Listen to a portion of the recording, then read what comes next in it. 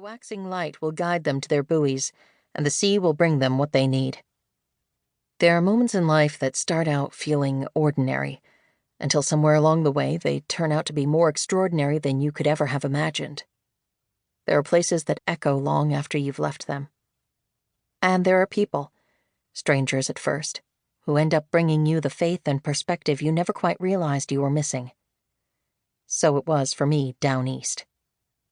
It's not just the region's sweeping geography, the way it feels so close to nature that you can hear its heartbeat through the trees and see its soul through the fog that dances on its skeletal coast. It's not just the feeling of being utterly alone as you wind across the Black's Woods Road, complete with its whispered legacy of a haunting ghost named Catherine. It's the reverence with which generations of families have wrapped themselves around this place, thrived in terrain that leaves no room for idleness or self-pity, and woven a code of honor around the community they've built. They're not just from down east, but of it. And despite the multiple challenges they face, there's nowhere else they'd rather be. An hour into my early morning coastal drive, I turn off U.S. Highway 1. I make my way through the narrowing, unpaved stretch that will lead me to Harrington's town landing dock. When I get there, Olivia Marshall, one of the few female lobster boat captains in Downeast, Maine, is standing beside her 36-foot boat, the Gold Digger. Olivia is in her early 40s and striking, with long blonde hair, silver blue eyes, and perfect teeth. She's been fishing since she could walk. She married a lobsterman straight out of high school, and together they raised 2 boys who fish. She's captained her own boat for more than 15 years, most days with her sister Emily by her side. We head out on the water to the first of Olivia's 800 traps. Both the bay and the boat are quiet, despite the presence of a dozen other working vessels. Fishermen here don't care for idle talk.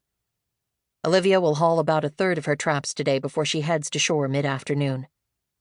Instinctively, she flicks her left-hand fingers around the Gold Digger's steering wheel. Her eyes are trained on her traps, and the light creeps higher to reveal a perfect sky. She is at home. This is a place of seafarers and sacrifices, where people are as tied to the whims of the water around them as human beings can be. Their sea, the Downeast Sea, is a blue-hued canvas, spotted with brightly painted buoys to which the captains stake their claims. The buoy colors and patterns are unique to every owner. Admire them from afar, but don't dare to touch them if you value your limbs, as these buoys represent the fisherman's livelihood, honor, and for many their birthright and passage to a cherished way of life. Here, seasons define that life. Each summer the lobstermen glide across a steady sea and their workdays stretch through endless sunlit hours. By the time October rolls around, they give the chilling air a knowing nod and quicken their pace. As fall succumbs to winter's yawn, they brace their boats against the coming freeze. Months later, when they feel the ice-blown craters in the roads beneath their pickup trucks, the lobstermen know that finally spring has come. They hum a psalm to it, even as it swallows their muck boots in mud and pierces their ears with angry winds. They take the hand they're dealt without fanfare or wonder. It simply is, just as it has always been. To me, a girl from Brooklyn, the wonder is everywhere, and what I learn here is both unexpected and familiar. In every obvious way, Olivia and Emily's Downeast is as distant as could be from my Brooklyn. Their towns post population sizes that would barely fill a high-rise. Their modest homes sit on sprawling acres of largely untouched land. On a typical weekday afternoon, the corner store, post office, and library are the only open buildings on Main Street.